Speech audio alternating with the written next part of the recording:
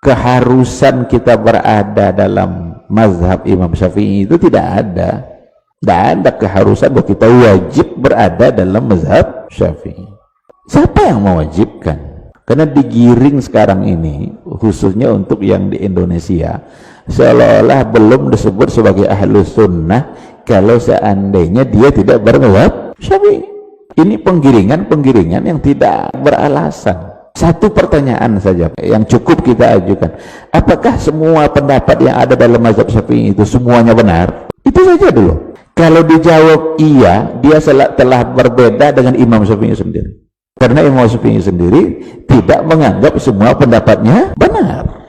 Dia sekedar mengatakan, saya menganggap pendapat saya ini benar, tapi masih ada kemungkinan salah. Dan pendapat orang lain itu saya anggap salah, tapi masih ada kemungkinan benar. Maka akan menjadi salah kita kalau kita ajak orang untuk fanatik hanya berada dalam mazhab Imam Syafi'i. Karena bisa saja pada mazhab-mazhab yang lain barangkali ada mereka memiliki hujah yang bisa saja diketahui oleh para ulama berikutnya, hujah mazhab yang lain itu lebih kuat. Maka dalam beragama ini jangan beragama atas dasar mazhab, tapi beragama atas dasar dalil. Ketika mazhab itu berada pada dalil yang benar, itu yang kuat oleh para ulama, ikuti itu siapapun mazhabnya.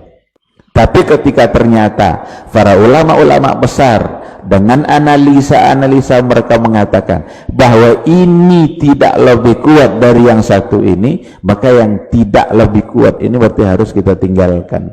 Karena beragama bukan karena orang atau karena mazhabnya, tapi beragama harus karena Al-Quran dan Sunnah.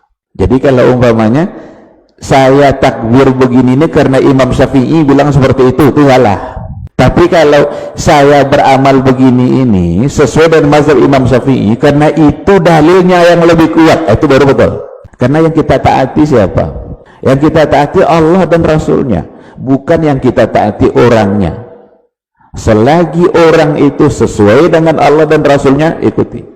Bukan atas nama orangnya, tapi atas nama Allah dan Rasul. Disinilah makna ungkapan Imam Malik yang mengatakan kullu qaulin yuqbal wa yurad illa sahibu hadzal qabr. Imam Malik itu punya majelis ilmu, dia di Raudhah di samping kubur Nabi. Apa ungkapan Imam Malik?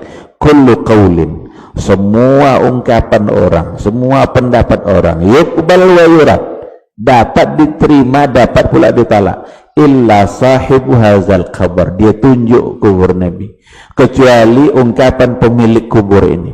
Kita beramal, kita beribadah, jangan sekali-kali saya beribadah begini karena kiai saya begini, enggak, itu akan menjadi salah. Tapi kalau karena kiai saya berada pada dalil yang benar, saya ikuti, itu betul. Ini perlu saya sampaikan sedikit karena banyak sekali sekarang ajakan-ajakan untuk seperti itu. Bagaimana kita fanatik dan mazhab Imam Syafi'i, bahkan ada pula yang mengatakan tidak boleh keluar kita dari mazhab Imam Syafi'i. Bahkan ciri-ciri ahlu sunnah itu mazhabnya adalah Syafi'i, akidahnya adalah Asy'ari, tasawufnya adalah Junaid, apa namanya itu. Lalu kalau tidak masuk pada yang tiga ini, kenapa? Ini pengkaburan agama. Ini mengaburkan bagaimana orang beragama. Mengatakan bahwa berakidah harus akidah Asy'ari saja, itu sudah menjadi satu kesalahan. Karena berapa banyak pentakwilan yang salah oleh Al-Quran terhadap akidah Asy'ariyah. Ini perlu untuk dipahami secara baik. Nah, oleh karena itu kita beragamalah di atas Al-Quran dan Sunnah. Bolehkah ikut mazhab? Boleh. Bagaimana lagi kita beribadah kalau bukan mengikut mazhab?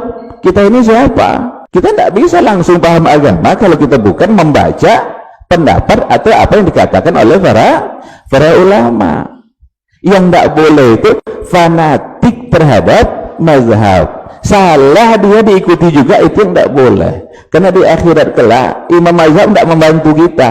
Kita sendiri-sendiri berhadapan dengan Allah. Tapi kalau kita ikut Nabi Muhammad bisa beri syafaat atas izin Allah Subhanahu wa ta'ala.